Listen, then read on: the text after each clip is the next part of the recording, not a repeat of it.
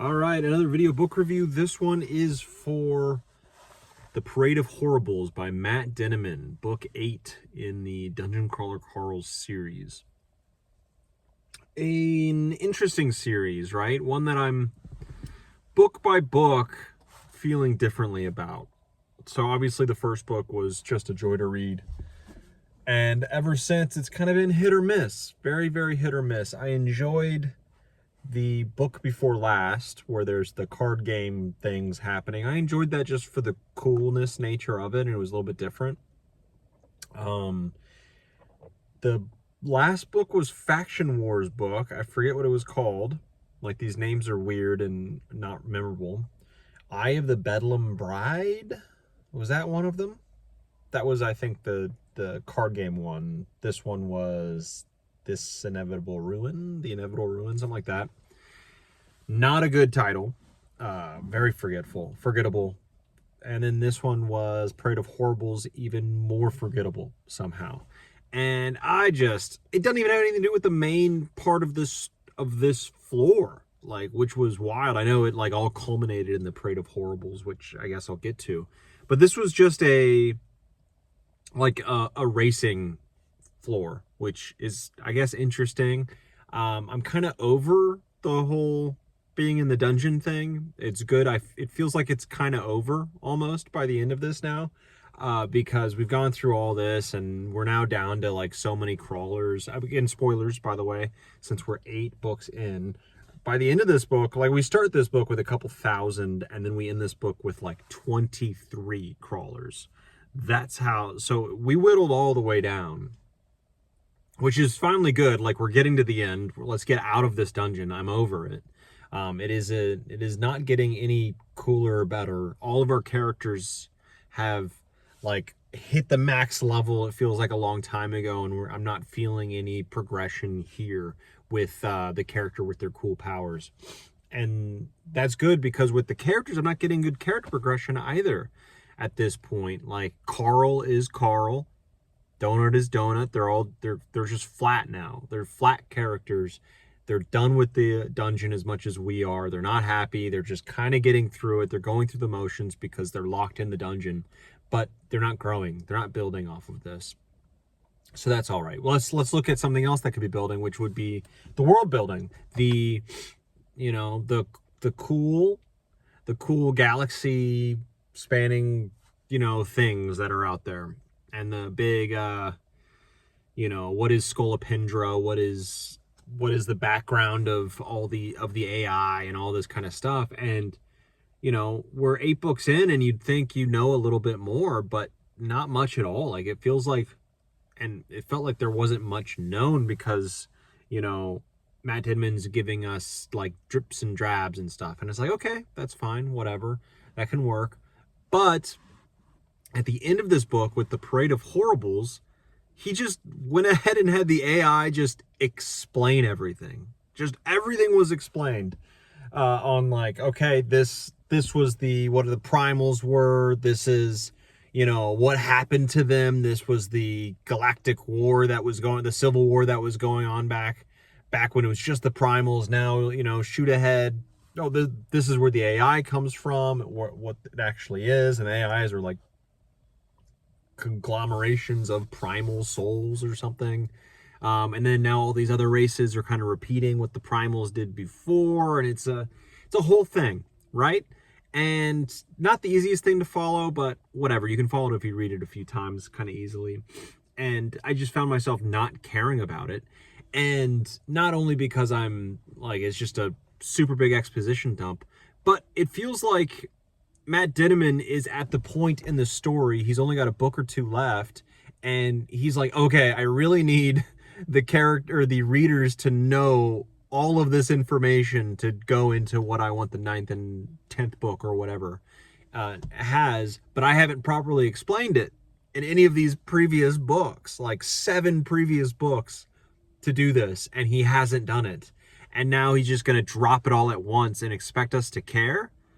I sure don't. And it wasn't, God, it felt so sloppy while I was reading it. It really did.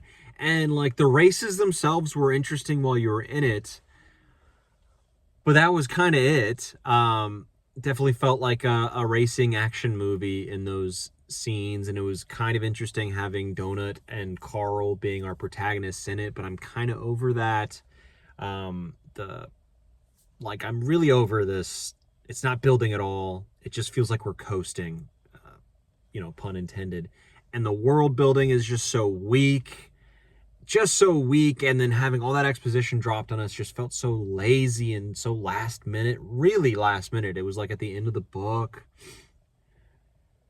Nothing feels, it feels like any problem that arises, Carl or Donut or whoever, mainly Carl, can stick their hands into their bag of tricks, pull out something, and I don't know if they had it before or not. Like this one, it was the biscuits to, nerf Scolopendras, and they just got it this book. I get it. But other stuff gets pulled out, and it's like, it's just there to, or it feels like they can pull out anything they want out of their bag of tricks and do something. And that happens like multiple times in this book with the like small passages of, I don't even remember what it's called, but it was crawlers who have taken a deal to get out, and they have somehow given a ability or a spell to Donut or Carl. They're like, oh, you saved me, this, then, and that, so here's a spell, I hope it helps.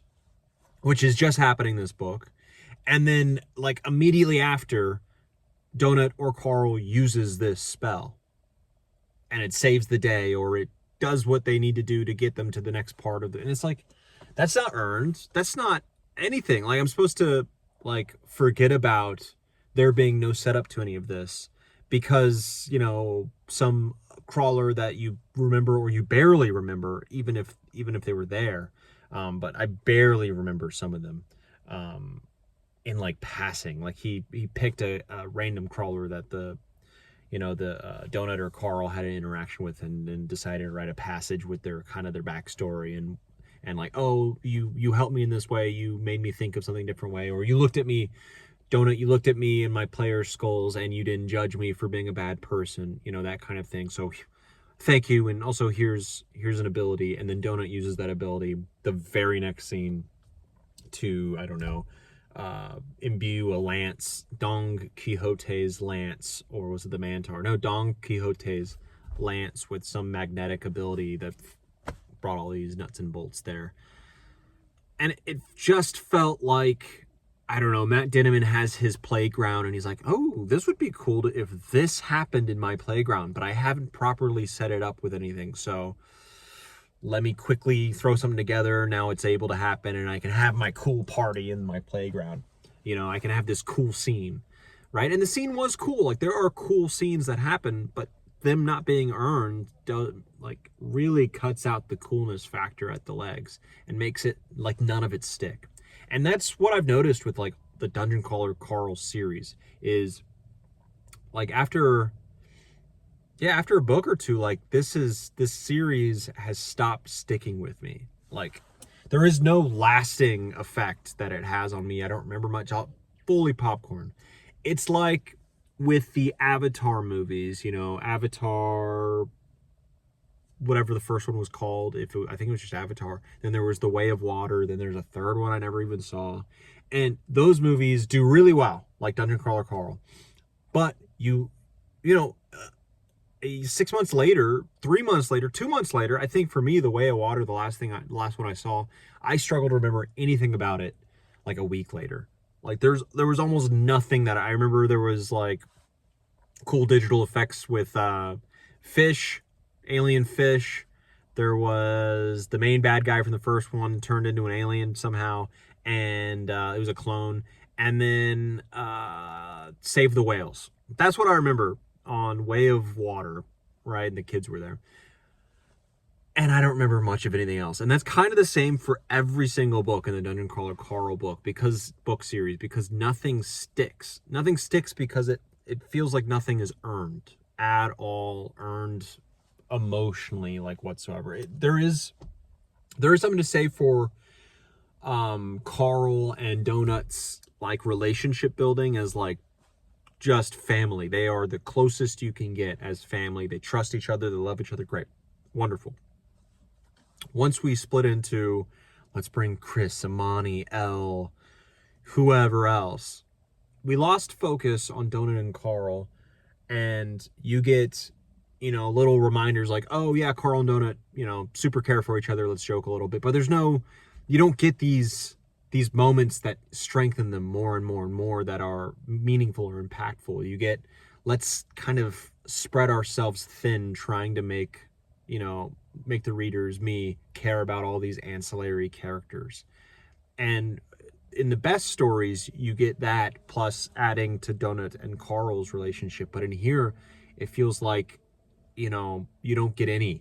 You get weak relationships, and then taking away from the like book page time with Donut and Carl. You take time away from that to try and put other places, and it doesn't work out. You ended up not satisfying anything, and that's such a problem. And they're not like hard reads. They're not particularly well written. They're not like they're well paced, and they're action packed. And Matt Dinniman knows how to write an action scene, and a like the dialogue can be funny sometimes, but it can be aggravating. Like, it can be aggravating to read the book and just feel like sometimes you're trying to be made to laugh and it's not funny, and none of the dialogue is really landing, and you're like, okay. Like, there was a scene maybe that I chuckled at something that happened, which he wanted me to laugh at, right? So there was a chuckle there, but that was kind of it, the whole book. And the books have been getting less and less funny as we try to focus on expanding the world, the universe, and data care about the universe, which is so hollow. It's not interesting whatsoever. You don't spend near enough time with it, or it's bad. It's bad with that. It's just really sloppy with world building, as I've kind of mentioned before. So it's not there. And then sometimes, like every book, you kind of get preached to once or twice with whatever Matt Dinniman's view on humanity or whatever is, and you're like, okay, let's get through this. It's cringy. I don't need to read it. It's his view could be, and they're always the most highlighted things in the books that in Kindle they have. If you don't know, they have they're not highlighted, but it's underlined. When you're reading, you come to a section that's underlined, or a sentence or whatever, a paragraph that is underlined, and you're like, you didn't underline it yourself. It's the people who have read it before you. They have, like, this many people have underlined this. It's a much larger amount than anywhere else. So now it shows to everyone that this paragraph has been highlighted by 5,000 people, right? And you're like, okay, interesting. What is it? And you read, and it's usually this, like, whatever his soapbox phrase is going to be, your soapbox paragraph is, and that's an eye-rolly thing. It's like, this feels so out of place, feels so out of place in this book series. It's just, as you can tell, I'm no longer enjoying myself. I'm already 8 books in, so I think I have to finish this series, right? If I'm going to finish it, it's going to be, I mean, I'm kind of up to date now, right? Because the 9th book, which I think I heard is going to be split up into 2 books. So I don't know what's happening, but I'm not happy where we're at, but I'm going to be finishing it. Where we ended was, hey, we have 23 crawlers. We're on the 12th floor, which I don't know what it is, but the 12th floor, the crawlers that are left are set, and they're gonna go on a murder spree, I'm guessing, on whoever's left. But they're gonna try to, I think they have to get through every level. The door for floor 18 is open, but they have to, defeat all the bosses or whatever until they get there. And that's like, it feels like there's such a large runway between where they're at and the end. So who knows, maybe we'll just like fly through it, just like they did on the 11th floor, or that floor from the other book that was like tubes or something that they just kind of skipped because Prepotente skipped it, that kind of thing. So maybe that'll happen, but I can't find myself again caring. It's not there for me. I wouldn't say this is a bad book. It's just the direction the series is where I'm disliking this is just a continuation of the downward trend, and that downward, that angle is steepening for sure, for sure, for sure. But I don't think it was, I think the pacing was really good. I think, from scene to scene, it really flew by, even if I wasn't enjoying myself very much. I don't think it's crazy well written, but it's, it's clear. It's not overly long, so I'll give it points for that. It didn't like waste my time. Dinniman didn't waste my time really. He had a point to get across, and he flew through it. So I'd say it's a competent book, very competent. And I don't know who is still riding this train and enjoying it, but if you are still enjoying it, you probably will continue to, you still probably enjoy this book. But for those like me, not so much. I'd still give it though like a 7.5 out of 10, maybe a 7 out of 10 actually. It's somewhere in there, because I do have to factor in my dislike of it. So I'd still say it's a 7 out of 10. Very forgettable though. I will forget about it very soon. Very soon. Okay, a downer one. Maybe you guys disagree with me. Let me know if you do. But on to the next book.